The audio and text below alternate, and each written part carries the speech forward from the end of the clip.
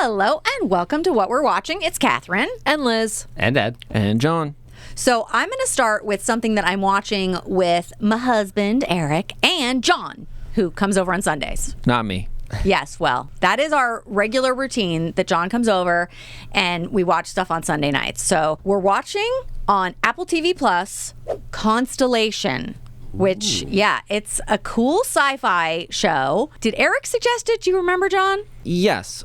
He had heard some of the, promotional things a month or two ago. So before it had come out, and we were like, yeah, that sounds, it's not out yet. Okay. So Got it. Because I do hate it when Eric is like, let's watch this. And I'm like, ooh, I already watched it. Sorry, honey. You are late to the party. Yeah. But he often will be like trying to suggest stuff. And I love it when it's like, oh, yeah, great. Let's all watch that together. I mean, obviously, there's things that we do on purpose and don't start. Like, if it's like an HBO show, we're like, no, that's a watch together show. I'm not gonna watch that. Do we believe you? No, I would never. Why don't you talk about the show? Okay, wow. All right, geez. Okay, so Constellation on Apple TV Plus.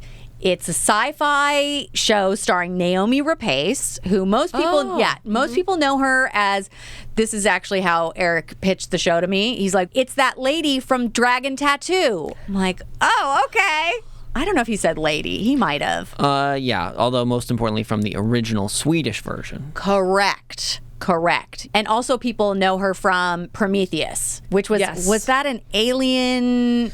Oh, it was like a sci-fi. prequel. Yeah. In the alien universe, it's prequel, right? Correct. Okay, just checking. You got there. I know. No, it was a little jumbly. I mean, I thought I did it right, and then I was like, I second guessed myself. I'm like, I have to say it again. Okay. And that's one of those movies I have appreciated in a rewatch. It's worth it. I've done multiple. I haven't done it in a couple years, but it's definitely worth it. I mean, especially in the end, we're like, that's how we became humans on this planet. I don't want to say that Prometheus was not what I realized. It was the one after that. When I realized that all alien movies were the same. What do you mean went the same? somewhere. Oh. We didn't think there would be a problem. And then there were aliens. And then they murdered almost all of us. It's exactly the same every single time. Well, that is kind of what they do, yeah. I mean, most of these science fiction movies can't license other science fiction stories and movies within their own universe, so they don't know, John. It's the first time it's ever happened in that universe. All right, so it's like a Boy Scout. It's like leave no trace. If you do, super fucked. Yeah, well, in the alien universe, those aliens are coming after you. It's like really I said, bad. I'm not surviving a zombie, apocalypse, an alien invasion. I'm not built for it. You and Sigourney could do it. All right, but that's not this. Okay. Yes. But I okay. think what is making me think of Prometheus so much is she's an astronaut in that one as well, or like a space traveler or whatever. Are you going to say she's not an astronaut? She is. Though remember, this is this is one part of perhaps the first and second episodes that's similar.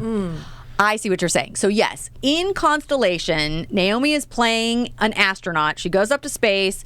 There's some stuff that goes wrong in the International Space Station. What? Basically, she ends up there alone, and there's like some catastrophic stuff. To me, that is very Prometheus. Like her around the ship all by herself. Yes, that slight portion of this entire series is similar. Jeez. But in the movie Prometheus, that was only a slight portion of the movie. It goes real clockwise. You're in the totally end. right. Clockwise. Catherine, I love that. You What? are reductive.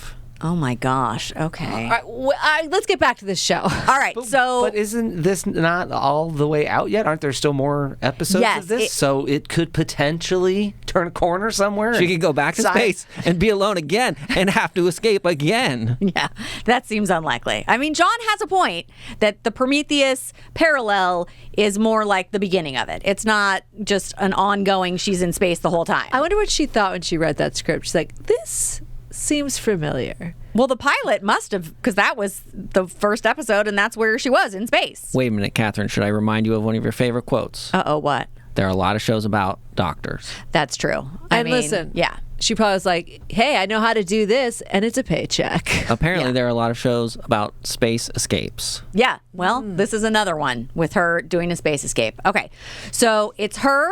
She's the main character that we're following. What? I was like, she was in a space jam. And then I thought what a horrible movie that was. And I'm like, oh my God. Okay, wait, we've really got to stay on track. Okay. Yeah, Space Jam I don't think is in the same I don't think genre. there's a Prometheus parallel there. But No. I bet if we went back and looked, there might be. There might be. We could figure it out. Yes. Okay, so in this one, she comes back down to Earth. What, John? I don't remember at all either of the ones, but isn't it that somebody like gets stuck, a live real person gets stuck in the animated world Of Space Jam? Yes. So then it's kind of like they're like alone and have to escape. It's a Space You Jam. guys, everything is connected. Prometheus, Space Jam. It's definitely Constellation. It's definitely not like a bunch of live action and animated characters hanging out and jamming down and doing stuff. No, it's a Space Jam. You're in a Space it's Jam. a problem in space. Oh, jam as in a problem, not as in jamming music. Yes. Like a jam session. Wow. That's I where mean, I was going. or a jam sandwich instead of jelly. And wasn't it Michael Jordan? I think so. Maybe. Oh my God. Okay, wait. Okay, look. We've got to, We've get got back to on talk about Constellation. Right. We're connecting all these dots. We've already covered it. These dots Like are the galaxy. Like a we're constellation. connecting up.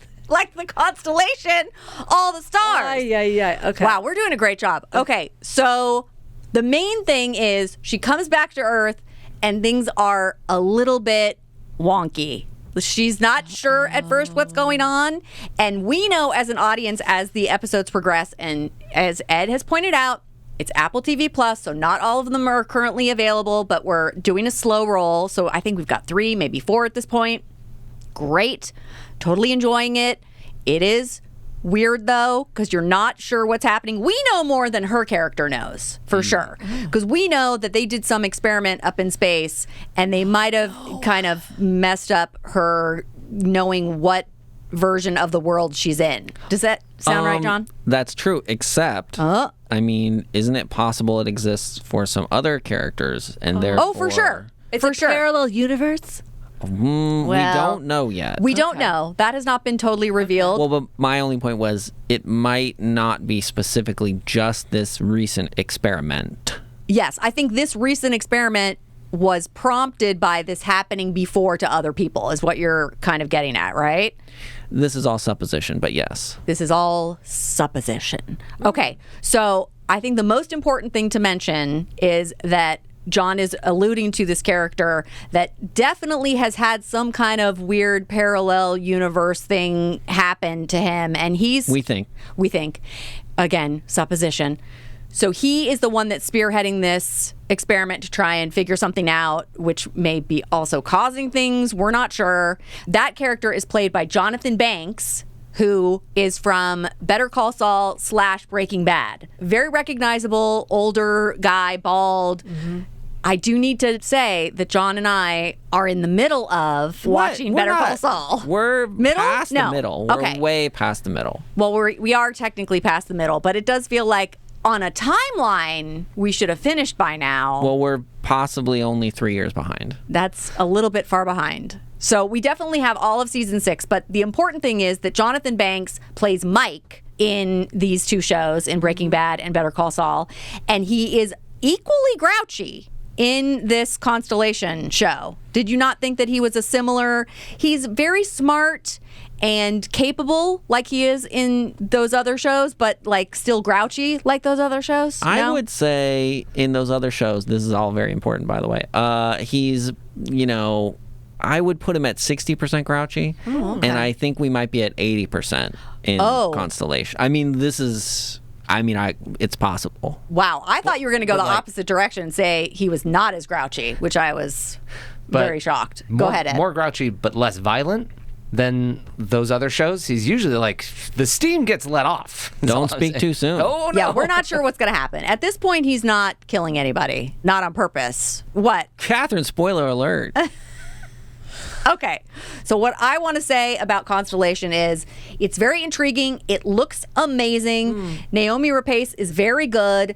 The actor who's playing her husband and the young actress who's playing her daughter, incredible. That part of the storyline is very interesting. Ooh, is the teenage daughter my favorite? Not quite a teenager. I'd say she's maybe like 11. I think, didn't they talk about, because at one point we hear Naomi was supposed to be in space for a year. I think she was only in space for 8 to 9 months.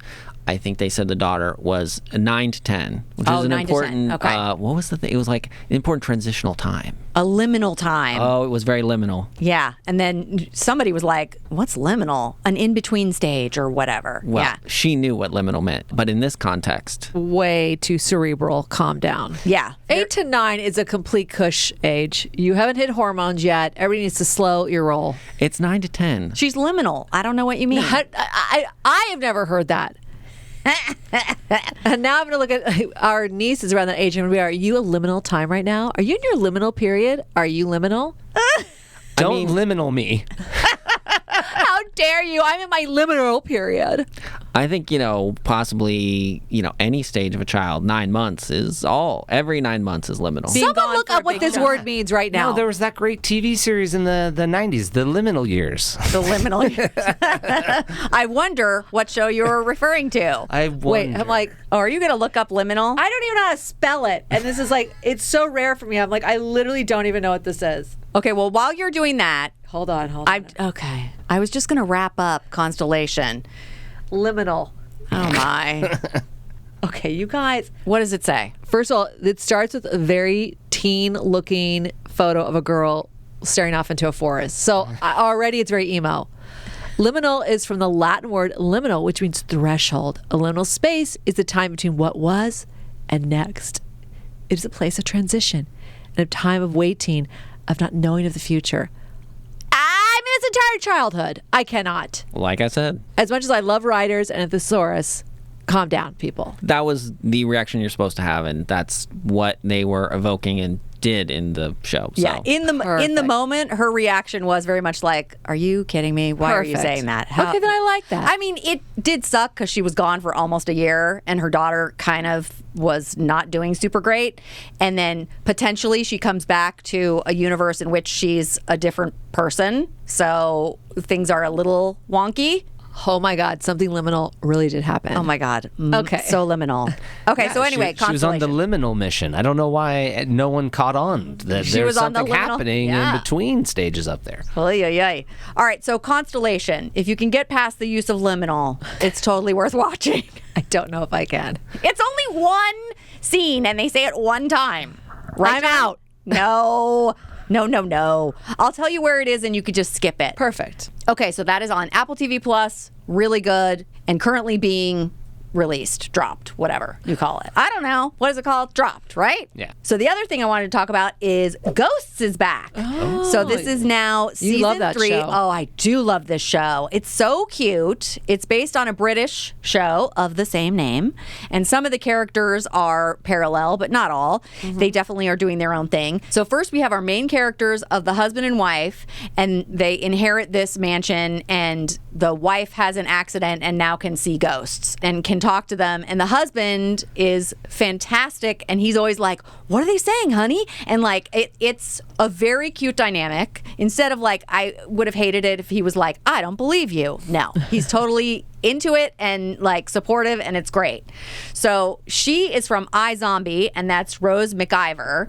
Love her. More important to John than iZombie is that she was also in the Christmas Prince franchise. That's more important to the world, actually. That's more important Is that to the world. Is that a Christmas rom-com? Yes, it's a Christmas rom-com series. There's 3, I think. At the moment, hopefully more. Hopefully more. Wow. So anyway, she's fantastic. Love her. She plays this main character who can see the ghosts. And then in the house is everyone who died in the area, either in the house or before the house was even built. So there's a Viking who obviously died before the house was built, but he's like just hanging around. Thorfinn. He's Thorfinn? Yeah, Okay. he's fantastic. Love him. There is a Lenape indigenous person.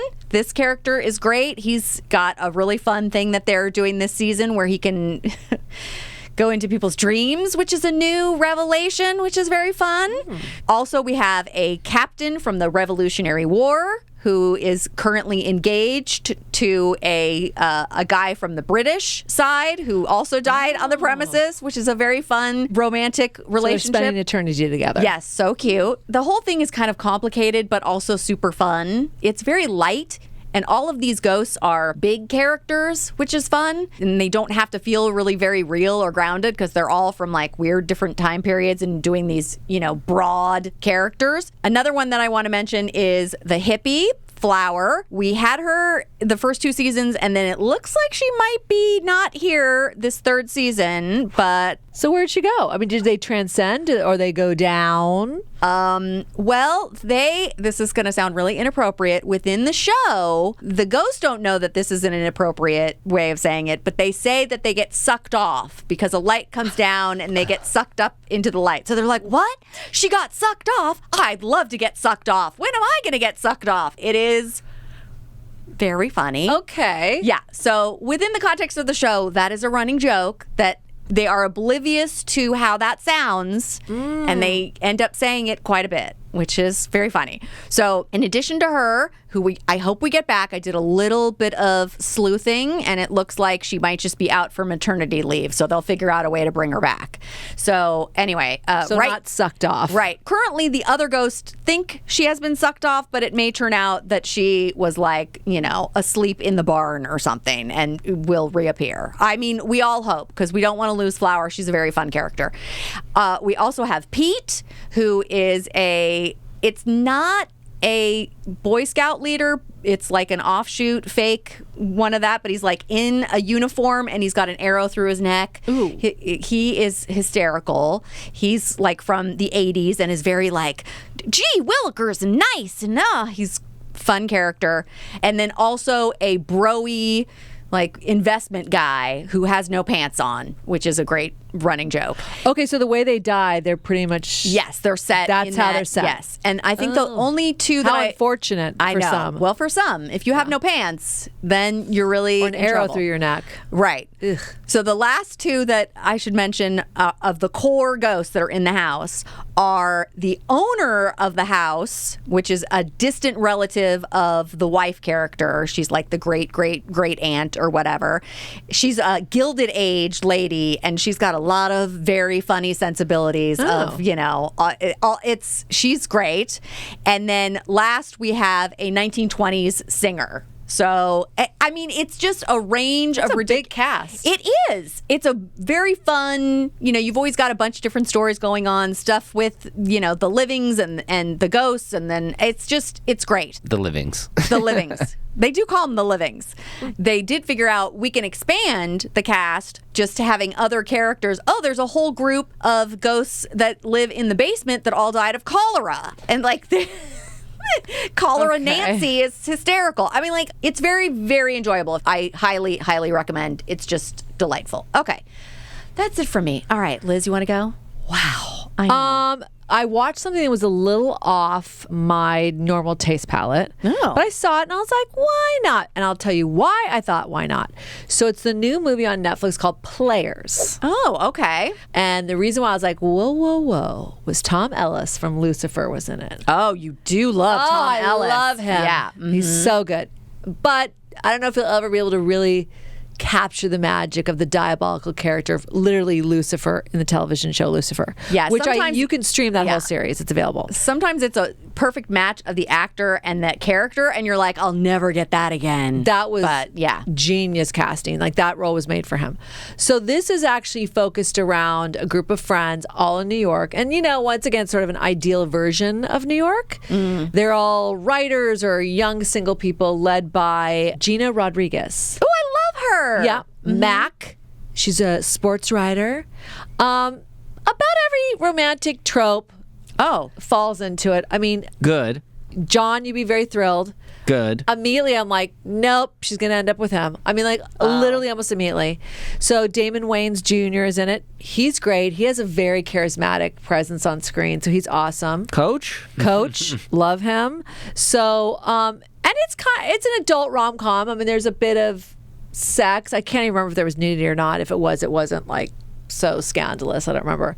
So this group of friends, like I said, sort of led by Gina Rodriguez, runs schemes in the single world of dating to basically trap people in for mostly what it seems like one night stands. What? But they're all getting long in the tooth. They're all getting a little old for this. They might need to get serious. Wait, is it like a contest that they're trying to It's not a contest. No, it's like they just have schemes and games. They'll say they're like, let's play the Red Robin, let's play the this, and they know what that means, and it's a setup, and they know how to run the game on like a single person.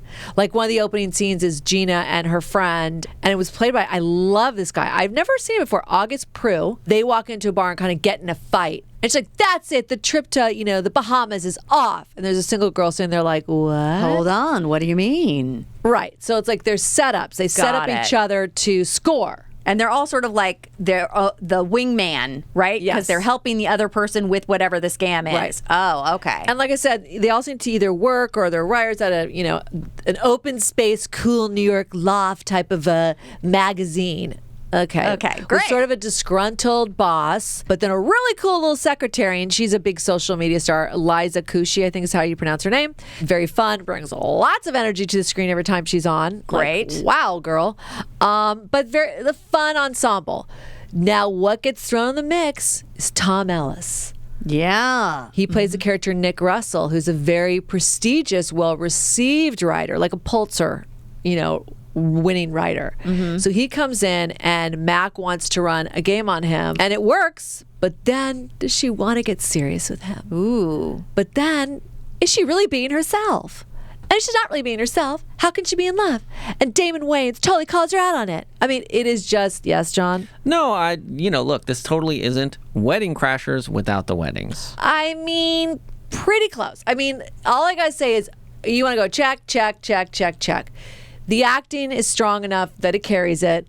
I love anything set in New York / Canada. I don't know where they were actually, or Toronto. It was based in New York, but I don't know if it was actually in New York. And like I said, the cast was really strong and it was fun. It's a rom-com. I mean, there is not, the ones that really stand out are so exceptional that this is just sort of in that mix, right? And like I said, Gina Rodriguez is good. She does a good job and it's fun. So that's on Netflix. And Tom Ellis is a babe as always, so it was worth the watch for that reason. But just know, it falls into every single romantic comedy trope, basically. Amazing. Yeah. So who ends up together in the end? Is it that shocking? Well, don't spoil it. Don't spoil it. I don't know right now, so I will be I'm shocked. actually going to be nice because I feel like John and Katherine have a decent chance of watching it. I will probably watch it. I'm very good at like Law and Order. I can literally guess who. Oh, yeah. Like immediately. So that's part of the problem. I too quickly was like, well, I know where this is going to go. So then the other thing I watched, a real take a different gear, was Shogun. Shogun. Oh. It's the new miniseries on FX, airing also on Hulu. Oh, it's only a miniseries? I thought it was a series. I don't think so, but that maybe don't quote me on it. I think it's a 10-episode limited series. Okay, on well, Hulu. we are planning on watching it. I'm excited. Holy moly. Be awake, first of all. Okay. Because, it's based on the original novel, 1975, and the author was James Cavell. And it's really about the Japans, is what they call it, and the discovery of it. I mean, the thing is, it was already discovered by the Portuguese Catholic in trying to convert the Japanese culture to Catholicism. Oh, okay. So this starts with a Protestant English arriving on the ship Aramis, which, of course, a very arduous travel to get there. Like basically almost everybody's dead. Practically. It's a very small crew that arrives there. So there was an original series. I mean, I think we were all able to watch it in the 1980s, and it was the main character, John Blackthorne, was played by Richard Chamberlain, who was a big heartthrob in the 80s. So I think we were allowed to watch that, but we're very limited on what we're allowed to watch TV-wise.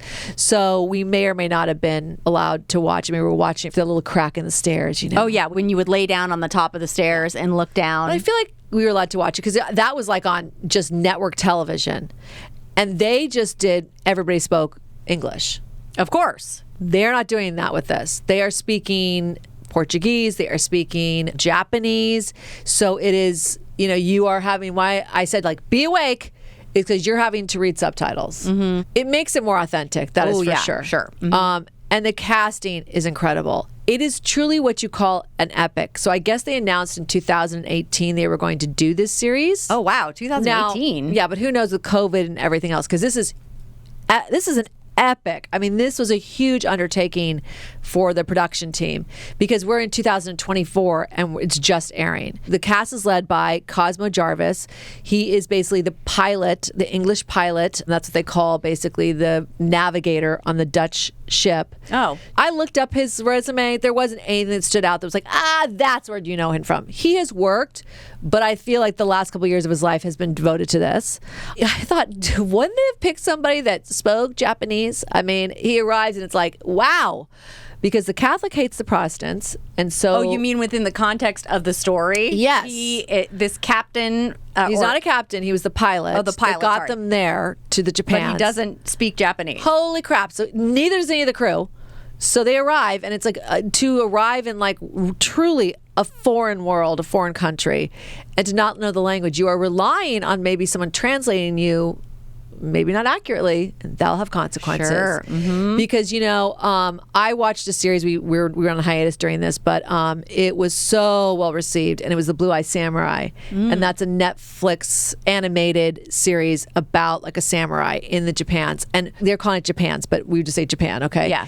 So I wonder if is it because it's multiple islands? Yes, Is that why they're calling it that's why Japans? this Okay. pilot's like, have I arrived on the Japans when he lands on what he is a fishing village. He's like, did we make it? And everybody's like, what are you saying? I don't understand you. But that animated series was very much about the white man was never allowed on that continent. And the few that did get through were usually trading goods, weapons as well, and what they were bringing. So it was interesting. I watched that before. It gave me some understanding about, that the Catholic Church arrived and was converting people and taking, the wealth of the nation as well and taking it back to Portugal. So the English were like, hi, we're Protestant and we hate you and we want this town. Oh, wow. So that's the crux of it.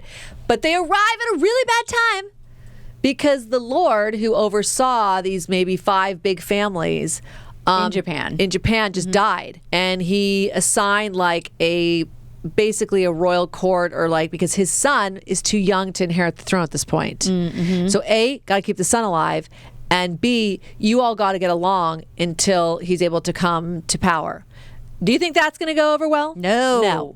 So when John Blackthorne arrives with his crew, thinking he's going to pull off some like, give me your wealth and fix my ship and I'll take off. Like, I don't know what he was thinking. Like It's the colonizer mentality of like, I don't need to speak the language. We're just so superior. We're just going to show up and take over. It's going to be fine. Great character is played by Nestor Carbonell. He is very much a working actor. He plays a Spanish man who's already there, very much on the Catholic side. He was in Dark Knight, Bandit. Isn't he in the morning show right now? Yes. Or recently in the morning show? My husband was like, that can't be him. I'm like, it is him. He grew out his beard so far, it like distorts his face. Oh. But I mean, you probably weren't getting a good shave then. And he basically calls this guy out and he goes, you think they're savages? You think they're uncivilized? Yeah. Wait till we get to Osaka. We're in the little fishing village. Yeah, I don't think you understand how far advanced they are as a culture. So it is so beautifully done. I'm sure some of it is CGI because hello, how else are you doing this? But it is so gorgeous. The acting, then on sort of the Japanese side, and I'm reading this book right now that talks about the families will have these. You may never, if you're a woman of a certain age, you may never leave the compound until you're married, and then you'll just go to the other compound. It's very insulated, and if you're sort of a royal family of that region, you never really leave now listen, it might be the size of a small city that we're all used to, but still, like, it's very confined, and you might be confined to a certain part of it. So now that these families are fighting over who will have control, it's really gone south. And the leader of this one family, he's a lord, is played by the amazing actor Hiroyuki Sanada. You might know him from some Marvel series. He pops up everywhere. He played The Last amazing. Samurai, John Wick, 47 Ronin, and Bullet Train. I mean, he's just a badass. So he is in it along with, there's a lady that you can see there's going to be chemistry between her and John Blackthorne. But she is able to speak his language and translate, which is good because you can only imagine the Catholic priests don't necessarily want to translate that accurately for a Protestant who they think is like a traitor and going to come here and try to convert people. They don't want to be helpful, I imagine. No. So that character I was talking about, the lady in waiting, is Anna Sawai. Gorgeous. So, I mean, casting wise, that they actually speak Japanese, the sets, the costumes, it is an epic that, we don't often see on TV. It's like, those are like event watching. That's Game of Thrones. Like, we don't often see it. So thoroughly enjoyable, well worth it. Like I said, I was like, oh my gosh. I was saying to my husband, I go, I think this is the same as the series I watched as a kid. And I remember like we had the novel like in our house at one point, probably paperback. So I'm like, wow, they're redoing this. What are they going to do with it? Highly recommend it. Well, it's on Shogun. our list for sure. Yeah. John, is that something we're going to watch with you? I mean, that was the plan. I'm going to need you to read it to me because Eric does not love doing that. He gets so he's like, oh my God, this is exhausting. I'm like, I don't know. John seems to be able to do it. Don't be rude. It's I know. fine. No. It will be, because I'm telling you, I would say 75% of it is another language. So, like I said, it's not necessarily always Japanese. So they're also speaking Portuguese. I mean, they are speaking multiple languages. They're mixing it up. Yeah.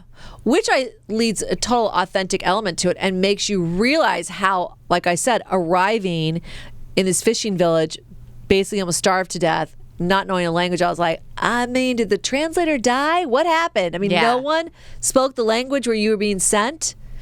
Yikes. Okay. To do the story accurately in that way, it seems like an important thing to do it in these real languages, not just... Especially in today's times where we're trying to have more diversity, be more authentic. They're doing an excellent job. All right, so Shogun. Yes. All right, cool. Well, I'll jump in here. I watched a couple movies. I've got other stuff cooking that's like bigger build, watch a lot of stuff.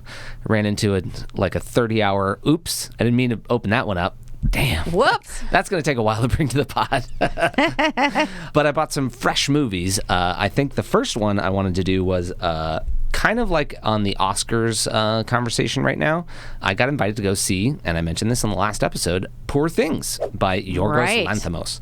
And I didn't know what I was getting into with him. I have since, seeing that, gone and spent time and watched The Lobster, also a very weird world that he's dropped us into, but a fully understandable story and arc.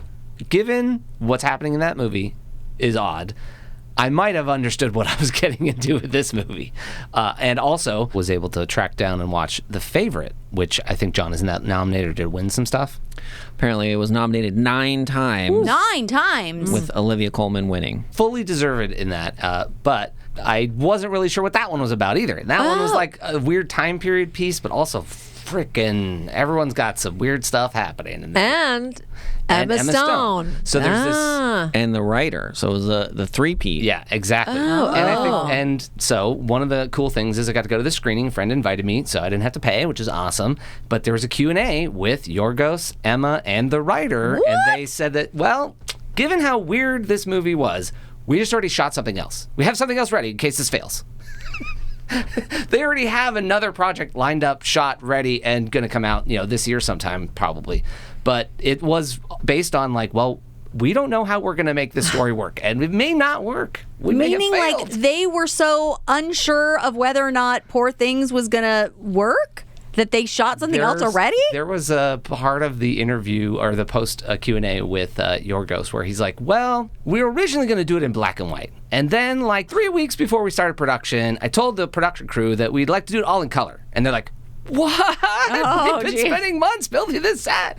So there's just I think the concept of the film is so off on another planet, literally feeling that I trust them that they're like, we got enough budget. We could totally just do something else in the next 3 months while everything's got to happen with this thing. So let's just do it. We got an idea. Let's do it. Let's do a small one. Okay. I mean, honestly, they are right. It is, having seen it, it is weird enough that it actually is very surprising it's getting the reaction it's getting, I think. Yeah. And I feel like there is more than just Emma in the draw for this, because she's the main character, but it's so much less about what happens with that main character and so much about the world that she's in. So you had to fill out the world with other people that were of a caliber and of a quality, like Willem Dafoe and Mark Ruffalo, who are both very much like the secondary like characters. Overall, didn't know what I was getting into, but I knew that there was going to be Q&A at the end, and then they also offered like a screening of The Favorite until midnight, and I was like, I'm tired. That was a lot. I'll just take this one weird movie and then not brand new, never seen it before. So I got to watch all of them, and now I'm a Yorgos fan. Dang it.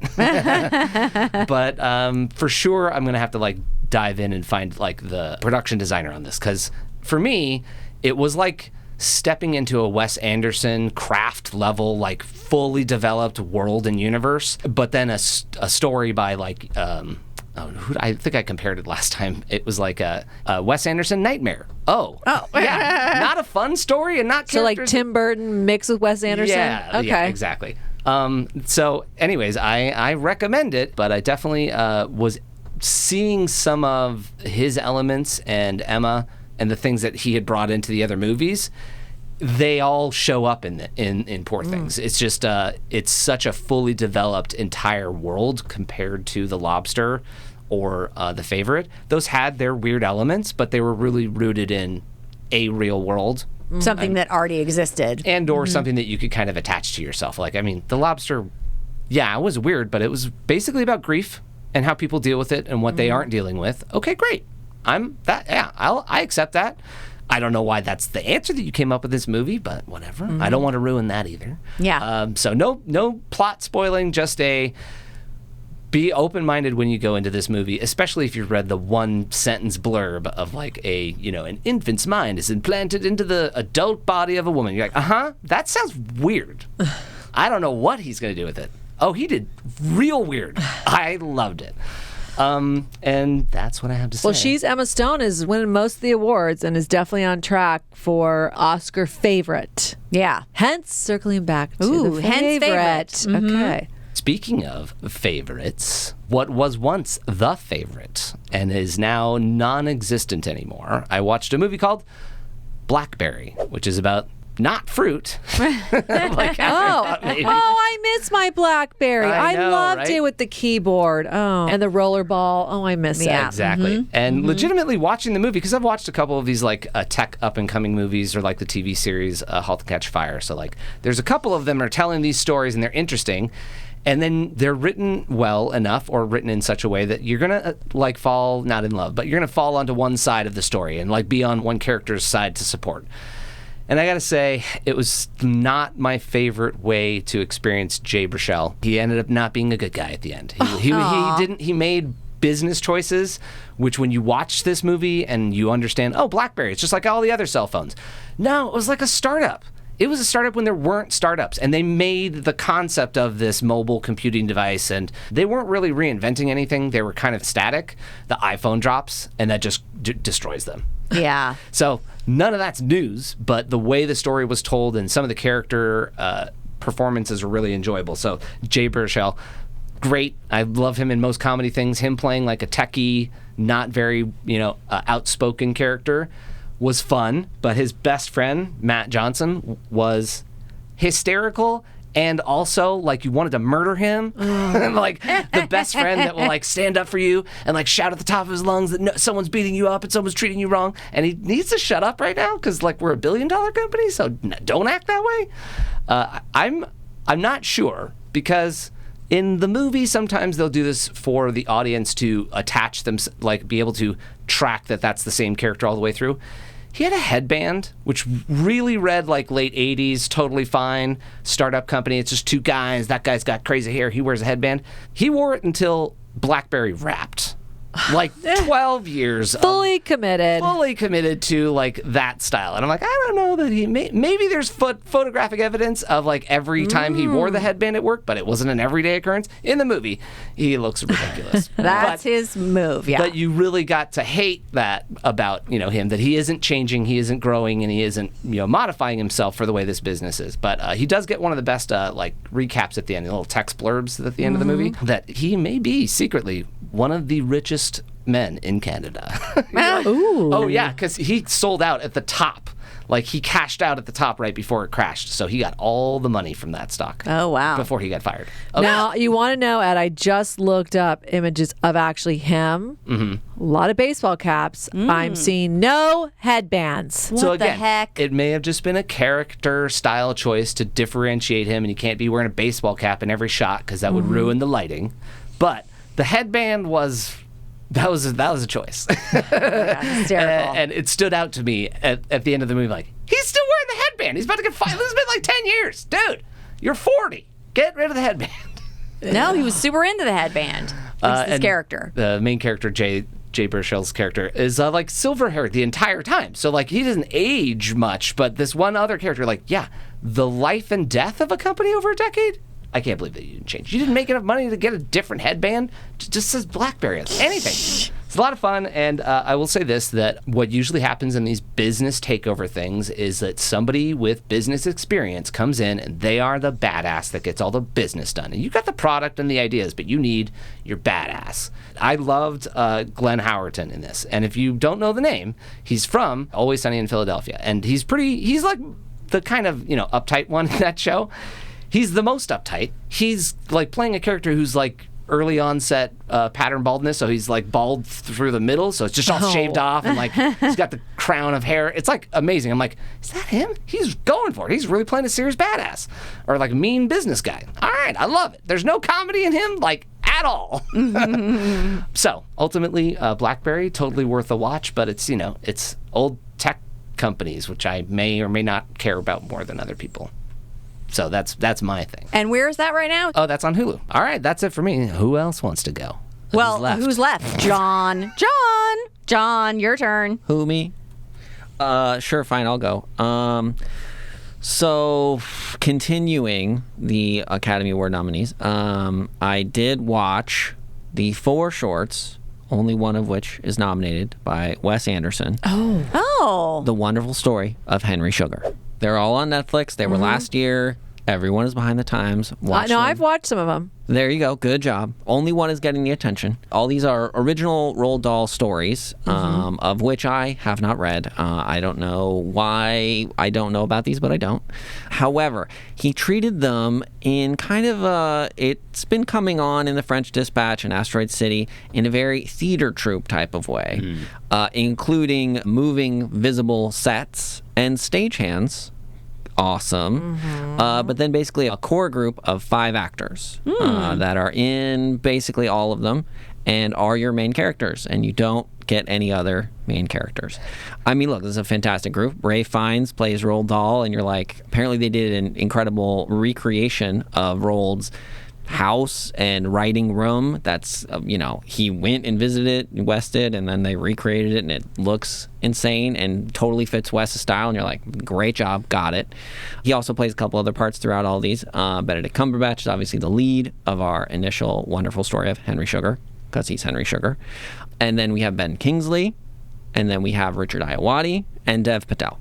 They're all fantastic. These stories are kind of, the Henry Sugar one is more positive than some of the other ones. Yes, the other ones are less positive. They all do, you feel their age a little bit. They all are set, just where Roald set them, and they are a style that you can kind of feel, they are on the fringes of some of his other stories that kind of come to the fore, and you're like, oh, wow, this is a different period of history and a different take and reality that Roald lived, but they're still fun to a degree, and it's still fun to see the people do these things, and you're like, wow, this is insane. Why? Who would write this story? All right, great. And I had no idea that is what it would be about. So look, they're fun. I do appreciate, as opposed to Asteroid City or French Dispatch, look, they're separated. These are separate stories. Even though we have this one tie together of Roald, the author, who appears, I think, maybe in all of them. But no, they're actually separate. So thanks for keeping them separate, Wes. There's 4 of them that are called, you mentioned The Wonderful Story of Henry Sugar. Correct. The Rat Catcher. Correct. Poison. Correct. And then The Swan. Correct. If you go to Netflix, they're kind of all backed, bookend together under Wes Anderson. One of the things with those movies lately I find challenging is the cadence of the dialogue. There's very little range of emotion. And so, to be totally blunt, the last 3 things I've watched of him, I absolutely fall asleep during them. And I am a huge Wes Anderson fan, and I love it. But it's like, it almost like lulls me to sleep, and I'm like, oh my gosh. Because it just, I mean, they're all excellent at it. The troupe of 5 actors that you talked about, but there's something about it. It's like, because it doesn't engage you with highs or lows for the most part in the dialogue. It is very much one cadence or tone. Being critical, I do agree that is part of the problem I feel with Asteroid City and French Dispatch. In these, you get away with a little bit more in a short. Now, not the nominated one, but the other 3 sometimes suffer a little bit, I think, because it's not that it's less interesting, the stories, but it's just a tighter focus, and you're like, okay, you're not giving me a lot here. Whereas in Wonderful Story of Henry Sugar, there's kind of enough going on that it sort of overcomes it. But I just enjoyed it a little bit more in these doses as opposed to stretching it out over a whole movie, which was much more challenging. Yeah, and I mean, it's still, if you enjoy Wes Anderson movies, he has a type of, his aesthetic is so good. It's totally present, as John said, and they capture this Roald Dahl world that is like, wow, and the acting's incredible. The other person in French Dispatch, I was just going to go back, that really was Jeffrey Wright. I mean, like his voice tone, and he's one of my favorite actors, but put Wes Anderson dialogue with him. It's like, that should be on, what's that app to put you to sleep? That... It's funny. I had forgotten that he did a movable set in French Dispatch, which was the Jeffrey Wright scene. Yeah. What I'd also forgotten, because he's not in all of them, is Rupert Friend, our man from Homeland, and he does a great job in one of them. And he was also in French Dispatch. Yeah. So I enjoyed them too. They're not some of my top Wes Anderson movies or content. So look, up to you whether you watch them or not. The Wonderful Story of Henry Sugar is nominated for live action short. Live action short. Okay. So next is another Academy Award nominated film, and this one has 5 nominations, including Best Picture. We are talking about Anatomy of a Fall. Ooh, Anatomy of a Fall. Awesome. Ed and I made a selection, a very strategic selection, Yes, we and did. rented it through Amazon Prime. And had some pizza. So it's like, Nice. we'll watch something, but we're not going to go to a theater. We can't bring our own pizza in with us. Yeah. Look, it's as often our Academy Award nominated movies, very serious and a little challenging and dramatic and emotional. So pizza might have been a mismatch, but otherwise, it's quite good. It's What would have been the meal that would have I got know. that I'm like, job? what is a serious meal to go with a serious movie? I don't If know, pizza bread and is a water, no food. Beef bourguignon? Well, I yeah. don't know. No food. I think. Oh, Yeah. Star. Okay. No food, and definitely not a bucket of popcorn. I was just For gonna sure say. not the Dune one with the big old weird thing. We can't. I can't wait to talk about That's Dune. next episode. Yeah, that's We're all next gonna be episode. on We'll talk Dune about watch. But Okay. whoosh. We're on a sand watch. Yep. Yeah. Right. So this movie, French, is bringing a couple new names to us. I was unaware of the director and writer Justine Triet, who co-wrote with her partner. So it's in French? Yes, and co-written with her partner Arthur Harari. Pretty incredible. She's made other movies. I haven't seen them, but this is incredible. The main actress, who's also in another Academy Award nominated movie, Zone of Interest, but is nominated for actress in this one, Sandra Hüller. Or I'm obviously mispronouncing all French and she's German names. But I mean, wow. I mean, it's funny because I feel like this movie falls into something that a lot of other people, including Katherine and Liz, would watch as a television series. A lot of this, kind of a Whodunit? Well, a tragedy, you don't know this woman, did she do it, did she not do it, kind of a thing, a lot of back and forth. You're developing new pieces of information throughout and, just really roller coaster of emotions. Well, and it seriously helped that I didn't recognize anybody. So I'm like, well, obviously he did it. coming in first 5 minutes. No Law and Order giveaways. Is it subtitled though, right? Because it's a French film. I know we said French, but it's subtitled. No, you have to understand French. They will not subtitle it for you. No, I mean, like, Yes, it is subtitled. There is actually, the language thing is interesting because she's German, and so she's, accurately portraying that she is a German person. And then what they've done is, so the husband is French, and they're living in France, and they have this meeting place where they speak English in the house. So, because, she doesn't, her French is not as good, and they don't exactly quantify how good his German is. Maybe not at all. And then there's also another thing where it comes down where, like, she's supposed to speak French, and then it ends up being, like, kind of challenging. So sometimes. So there's a fair amount of English also. oh, okay. But I think just those two languages. Got it.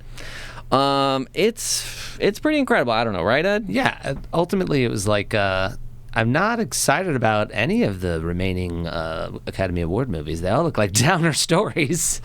Which one can we get the most volume out of? We could share it, somebody else can watch it. All right, let's pick this one. And then it was not uplifting. It was, incredibly well performed, but also had me questioning what was going to happen the whole time because I didn't know, like, it's not a major crime, but it's like, okay, well, how's this going to work out? No one's really stressing over this. No one's getting like the police are going to show up next. So it's just tense the whole time, which, I don't watch a lot of those movies. And sometimes they're really well done, like this one. Yeah, I think the interesting thing about that with this one is it really did, shockingly, maybe a realistic version of what it's like when something like this happens, and then, what are the police doing and what are the lawyers doing? And in a way, not over dramatizing it. And then also there's this thing that, like, well, in France, courts work slightly differently than here in the United States. And that's a little bit challenging. You're not getting a Law and Order experience. You're like, that's not how it works. I don't understand. Why are they doing it this way? Because I think that's how their courts work. So that was, I think, very interesting to, like, wow, we're doing this. Okay. It wasn't like, you had a blow up and the night before, like, tomorrow it's going to be, and it's like, nope, this is just rolling along. This is the next step, and this is the next step, and this is all very challenging, but it's just real, and the next step happens. 1 year later, just all kinds of, you're like, oh, this is surprising. I also still, I think in theaters, if you would like to go see it there, it did win at Cannes last year. The Palme d'Or. It did. It's very, very good. Well, actually, going back to what you said, Ed, about, it's not a comedy and it's serious and nominated for an Oscar. This year was one of those years they really made a point. Like Barbie, it didn't get tons of nominations, which was very out of character. It's nominated for Best Picture. Remember, the Marvel pictures, like some of these other ones, are huge box office draws, do not get necessarily Best Picture nominations. Yeah, no. They like serious. Well, and that's the interesting thing about opening up that one specific category to 10 is that then you can actually give credit to a Barbie where it doesn't fit in the 5. For every other category, it's the serious performances, even though, I'm pretty sure everyone will be talking about Barbie in the next 5 and 10 and 15 years, and the ones that win will be like Alfie. No one fucking saw Alfie. Yeah, so look, it's an expanded repertoire, but this is kind of a classic, serious Academy Awards picture. Perfect. Katherine, would you like me to do another one? Yes, I want you to do a rewatch. What? Please, tell us what you've rewatched recently. If you must, it was 2016's Arrival. Arrival! So you good. love Arrival. Definitely one of my favorite movies of all time. Absolutely. Look, Amy Adams is off the charts. Off the charts. And look, it was, on the other hand, on the charts. It was nominated for 5 Academy Awards, winning 1 for, I think, Best Sound. So Best Sound? Oh, hey, okay. take it easy. Whatever. Take the win. Take the win. And I'm sorry to be specific, Best Sound, editing. Oh. Which I actually did think, this is our director of Dune, of Sicario. Yes. Many things. Dennis Villeneuve, however you say it in French, excuse me. Yeah, maybe. So this is, the sound in that movie was amazing. I feel like it's slightly challenging. They're using this music that is repetitive and fantastic. They also do a lot of atmospheric things that you're like, oh, I think that's what, is maybe what the sound of those aliens are. And is I thought very, very good. I liked it a lot. A lot. So maybe sound editing was a good award. Yeah. Yeah, I just rewatched Dune in preparation of seeing Dune 2. And then I was doing a little deep dive on Denis. And I don't know if I totally know that he was also the director of Arrival. And I was like, oh yeah, Arrival's so good. So good. And you know, you just kind of go like, I could do a whole watch down of his stuff. But the sound in Dune 1, it creates a whole atmosphere. It's so good. I follow someone on TikTok that's a sound person because we do audio here, so I kind of have to know about some stuff, but usually it's more like entertainment value. And she had said something like, for everyone that's nominated this year, somebody's like wiping the sweat off their brow because Dune getting pushed from being released in November to now in March meant that it wasn't available to be nominated for the award. So it opened up the door for the actual, nominees this year. So interesting, because I feel like it'll probably, whatever Dune is going to be, we haven't seen it yet, but I'll bet you the sound's going to be great. Look, I think Denis does a fantastic job. I've tried to see all of his movies. I haven't yet seen all of them. There's one or two early ones I still haven't seen. However, Arrival is definitely my favorite.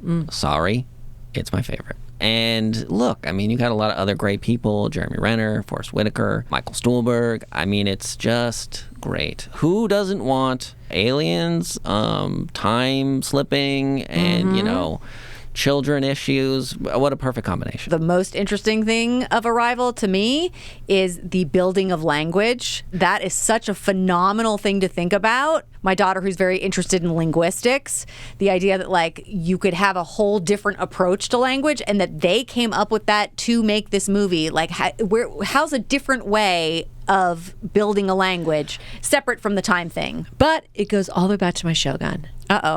If you land somewhere and you don't have the language, how are you going to communicate?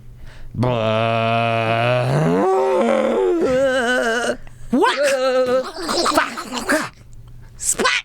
That's your plan, Joe? Yeah, no, the humans will totally understand it. Oh my God. I mean, exactly. So yeah, but it's that point of like, if you start to communicate when there's no common ground, how do you do that? It's a really good point. Yeah, I mean, that was one of the problems, right? Because they landed in multiple places, and they did try different language approaches, and one of them, perhaps worked less well because it was a game, so it was either winning or losing. Thank God for Amy Adams. She was really in there. Thank goodness. An emotional scientist, basically. Empathy. Do we feel like in that movie they're doing that to Amy Adams, or she's done that to herself? Because if they're doing it, then why don't we have 5 other Amy Adams time travel people out of all the other ships that landed? What? Oh, Mike, we can't get into that. I'm just Oh, saying, my God. if the aliens that landed are like, we got to figure out how to talk to someone. No, stop it. Exactly. And it's like, oh, yeah, if you do that, then one person will get a psychic communication. Yeah, and the other pilots on the other ships are like, I don't know, Dave's weird. He does that dance. None of us would want to do that thing. It's too hard. No one understands that they can now travel through time in their own timeline. Well, Amy Eddie's Adams did. doing a spin out. Yeah, he is doing a spin out. But I mean, isn't the shit. point that Amy's character was the only one who understood the language enough to disconnect from time? Right, she truly, and I mean, through her own efforts and through the, meeting of cooperation with them, was able to accomplish that. And look, maybe as they said, we're doing this now so you can help us later. You're not able to help us now. Maybe this was, as Benedict Cumberbatch might say, the one way where it would happen. And yes, they had to go through and just you guys got to work with these other people. It's not going to work out. Who cares? But you have to do it so that this other one way can work. Well, and I think also The Arrival is on the list of best twist endings. Not twist ending, but best twist in that there's the big reveal. I won't say what it is if you've never seen it, but just understanding everything I've seen up to this point now means something completely different when you understand what's really happening. Yeah, I mean, look, sometimes people find that challenging, especially when there's one set of scenes that are really on a different timeline or with a different, you need to be thinking of it a different way, and you're not set up from the beginning, and so you don't realize that until later. That is challenging sometimes, but I think it works well enough I think it works amazing. Yeah, well, I like it. Yeah, apparently, with the rewatch. Do you have any idea how many times you've watched it? No. Unfortunately, I think I only have 3 noted times. But that does not include, there was a period where I watched it on a DVD many times. So I think I'm 10 plus. 10 plus. Okay. All right. And not a real clarification or correction, but Catherine, you did say The Arrival, and this is Arrival. Oh, not sorry. Charlie Sheen's The Arrival, which has a sequel, The Arrival 2. Okay. Now, I'd like, you know, Denny to get working on the sequel to Arrival, Departure, but whatever. Get there, my man. Arrival, Departure, The Arrival. Okay, anyway, I'm glad I was not talking about the wrong Arrival. That would have been hysterical. I'm like, oh yeah, and the Charlie Sheen movie. Okay, all right, let's do a quick recap. So I talked about Constellation, which is on Apple TV+, and I also talked about Ghosts Season 3, which is a CBS show, which is also available on Paramount+. And I talked about Players on Netflix, along with Shogun, which is FX Hulu. And I did a little mention of Blue Eye Samurai, which is also Netflix. And I watched Poor Things in the theater and Blackberry on Hulu. And I watched with you Anatomy of a Fall, which is available for digital rental as well as in the theaters. Also, Wes Anderson shorts, including The Wonderful Story of Henry Sugar, all of which are on Netflix. And then also I rewatched Arrival, which is currently on Peacock. Okay, so that's it for this episode. Thank you for watching or listening. And please follow us on all of our social media at Podcast Watching, and that's Facebook, Instagram, TikTok, and X. And of course, you can watch us on YouTube at the Knack Entertainment Channel. So that's it for this episode of What We're Watching.